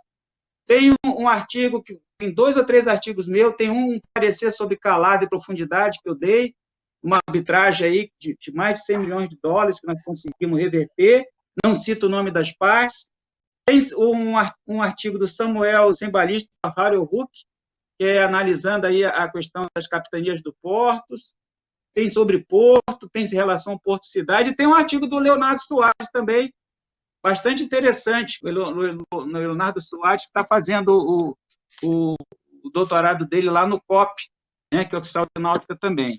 Está pela editora Conceito, foram vários orientandos aí de mestrado, lá da engenharia de transporte, e eu convidei o Leonardo também para fazer um artigo bastante interessante aí sobre a questão da segurança da navegação, otimização, efeito squat, bem interessante. Bom, gente, vamos ver aqui se tem mais perguntas. Marcelo, eu concordo contigo aí, acho que é isso mesmo, colisão seguida de varação. Tem aqui o Madruga. Oscar, queria fazer mais algum comentário? Aí temos aí mais uns 5 minutos para encerrarmos. Eu já... Gente, eu tive que sair aqui e voltei, então se alguém fez alguma pergunta lá que eu não citei aqui, eu acho que eu fiz quase todas. Olha, aqui uma coisa importante aportou o Marcelo. Do que eu falei, aproximadamente era de 8 nós a velocidade de saída no canal. Imagina, o cara estava mandando o braço aí. A full, está querendo chegar rápido na China. Então, é isso que tem que ver. Por que ele mudou de rumo e por que ele deu muita velocidade nessa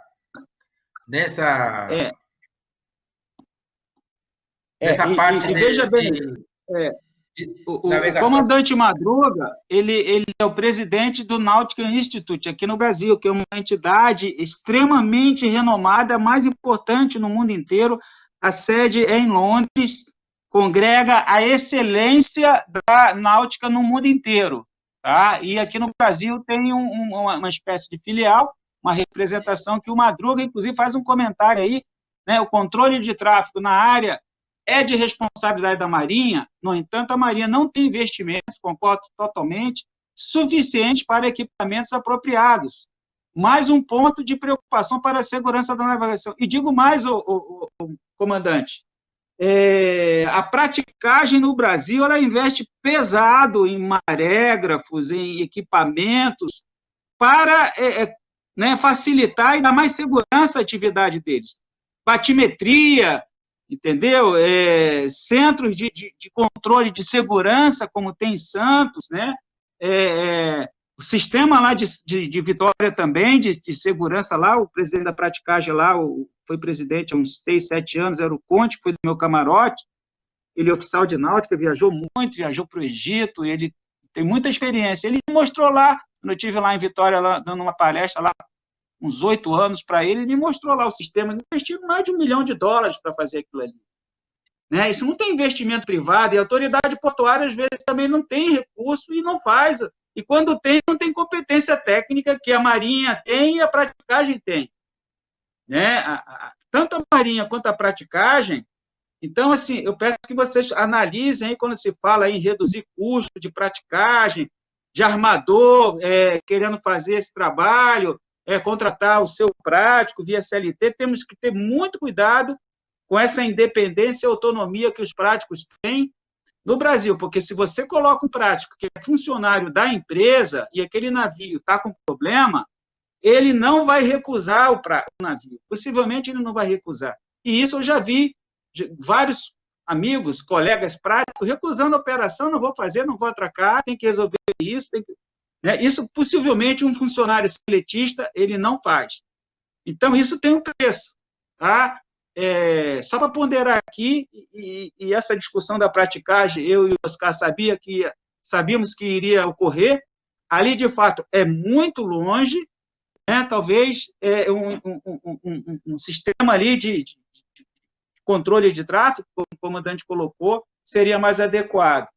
E ele comenta aqui, esse investimento da praticagem acaba fazendo a Marinha refém da praticagem, porque a Marinha torna-se totalmente dependente da colaboração da praticagem.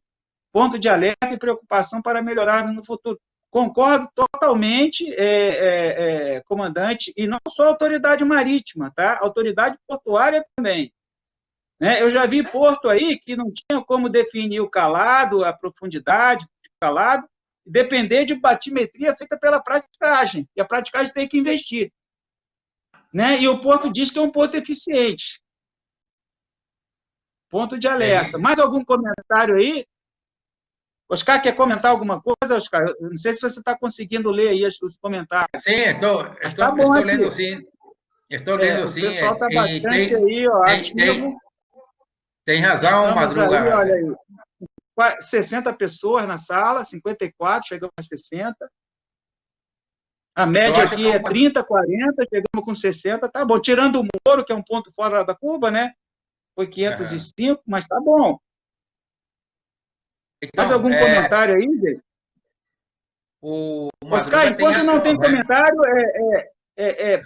vamos caminhando aí para o final, suas considerações finais, se for possível, quer fazer mais algum comentário? Bom, falando na opinião do Madruga, eu acho que tem muita razão no que ele está expondo aqui, né?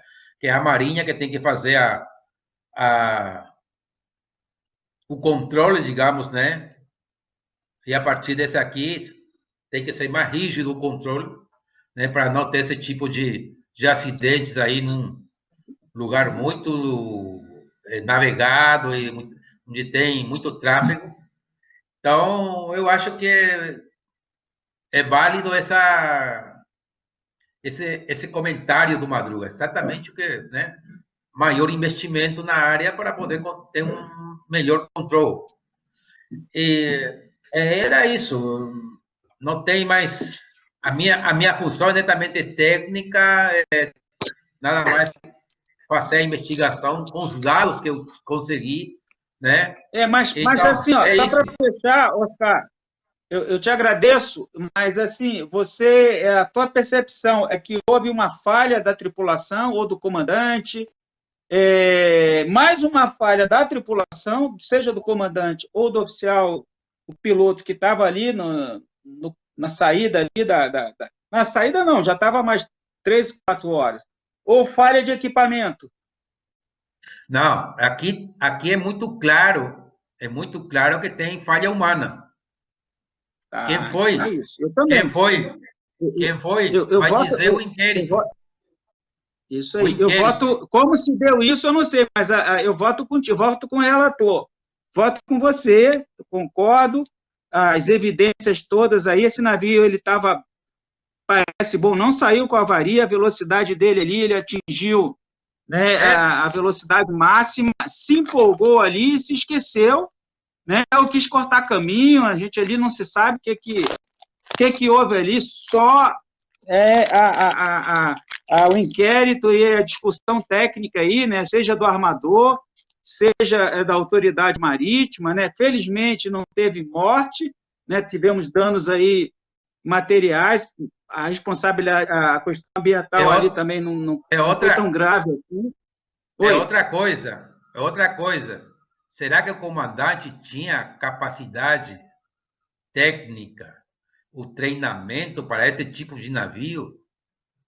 Porque do jeito como estava navegando na saída, isso aí já dá para ver que não estava dentro dos parâmetros normais. Então chama muito a atenção isso, né? Chama muito a atenção isso. Mas que foi o erro humano, não tem dúvida. Não tem dúvida disso. Né?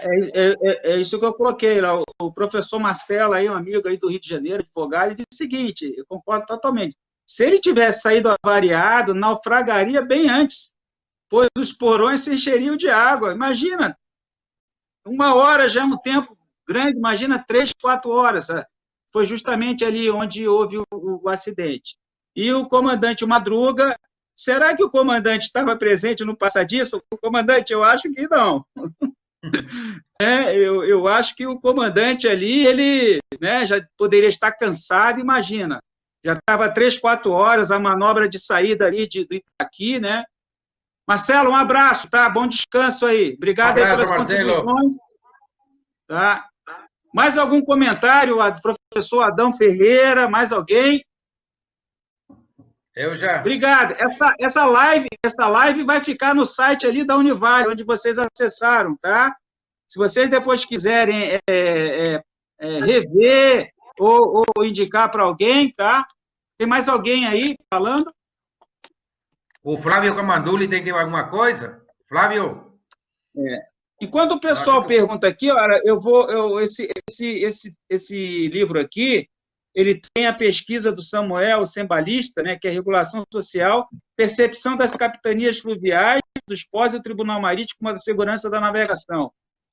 Tá? Do Eduardo, a regulação como ferramenta da recuperação de custos para o sistema de monitoramento do tráfego marítimo. Isso do Eduardo. E aí tem um artigo muito bom também do Leonardo, Metodologia Alternativa, Leonardo Soares, para aumento potencial da capacidade operacional de navios nos portos brasileiros a partir da utilização de rebocadores portuários. Belo trabalho aí do Leonardo, professor Leonardo Soares, que está fazendo esse seu doutorado na COP, onde fez o mestrado, e também tem formação jurídica. Tá? E aqui a Lu aqui fez aqui, botou aqui no site, tá? No YouTube, o YouTube, né, .com, mestrado, doutorado em ciência jurídica. Ficará nesse site também no YouTube, já está aqui, tá? Quem quiser pegar aí, conseguir acessar. Não sei se teria mais alguma coisa, comandante. Eu agradeço muito aí a sua aula, né? Já não está mais com aquele português que você tinha quando trabalhava aqui na Vale do Rio Doce, acho que é o frio, ou o vinho, né? Mas, assim, bela aula, comandante Oscar. Obrigado aí pelos teus conhecimentos, né? O comandante tem bastante atuação em perícias com acidentes, tem muita história que ele conseguiu resolver o problema, matar a charada, né? Onde todo mundo ia para um lado, ele ia para o outro lado sozinho, e no final ele que achava a melhor resposta ali para a questão do sinistro, tá? Elisandra Cury, ótimo, muito bom, momento esclarecedor. Muito obrigado aí, Elisandra. Eu que agradeço o convite e continuo à disposição de vocês aí para qualquer coisa. Qualquer esclarecimento. Então, aí, nós temos aí o nosso programa de mestrado e doutorado em ciência jurídica aqui na Univale, né, onde eu já estou há 15 anos, são 36 dissertações de mestrado, 2 de doutorado, focado nessa área. Quem tiver interesse, dá uma olhada lá no site do programa, no CNPq.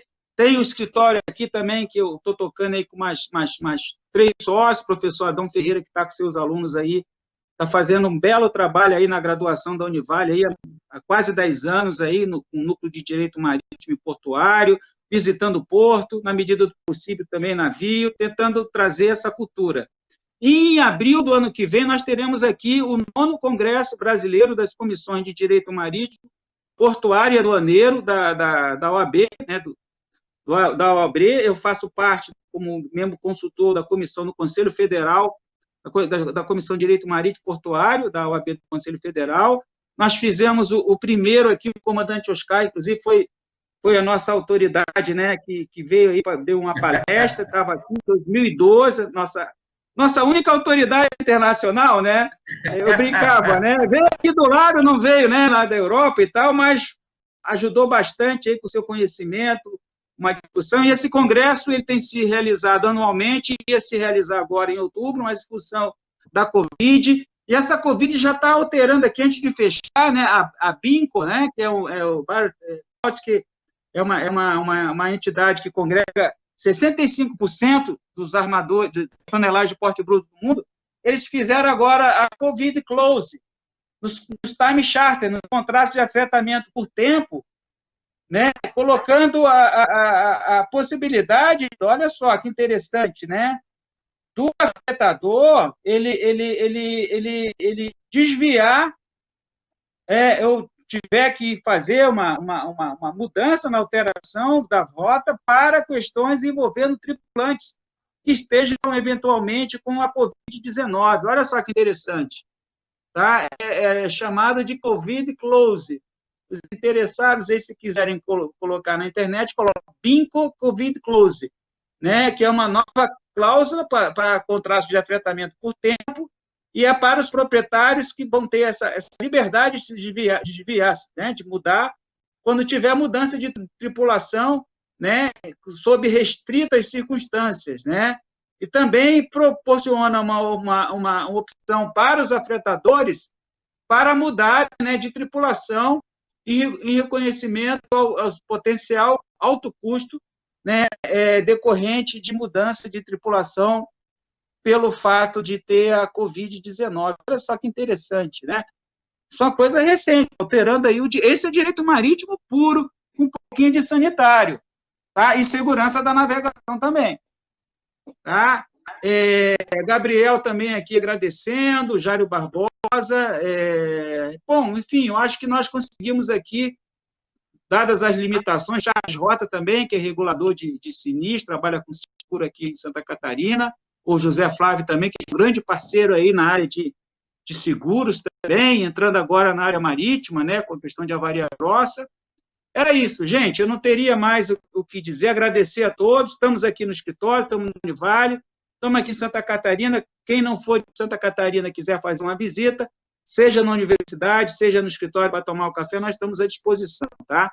Muito obrigado, ficará aqui, agradeço muito aí a Lu, querida Lu, por esse apoio aí, ela tem uma criancinha agora, uma filha pequenininha, está sempre, né, cuidando das coisas. Tá? Muito obrigado, a Ruth também, Fernanda Ruth, corretora de seguros.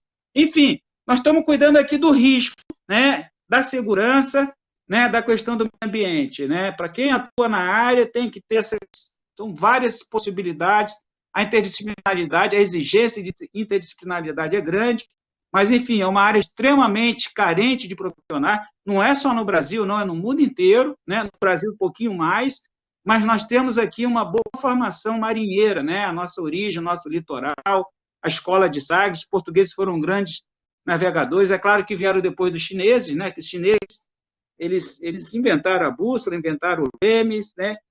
Eles já tinham feito, né, navegação antes dos europeus, né? Então houve aí uma mudança um pouquinho da história dos europeus, de certa forma, dizem que eles foram, né, os desbravadores. Os desbravadores, quem quiser ler, eu acho que eu tenho um livro aqui, que se chama 1421, o ano em que a China descobriu o mundo, tá? De um comandante da Marinha inglesa, que fez uma viagem, né? Ele nasceu na China. Enfim, David Menzies, 1421, o ano em que a China descobriu o mundo. Tá? Muito interessante. Era isso, gente, já vai dar aí, deu 9 horas, quase 2 horas. Agradeço a todos aí, né, e parabéns a todos aí por estarem se interessando por um tema desse que é bastante específico, tem nuances, enfim, é para quem gosta, né? E aí precisa estudar, estudem e se cuidem, tá? Boa noite, um abraço, obrigado a todos aí, tá? Tudo de bom. Obrigado a todos vocês aí, a Univale, doutor Agripino, e a todos vocês. Um abraço, Lu, não te conheço, mas obrigado pela ajuda. Viu?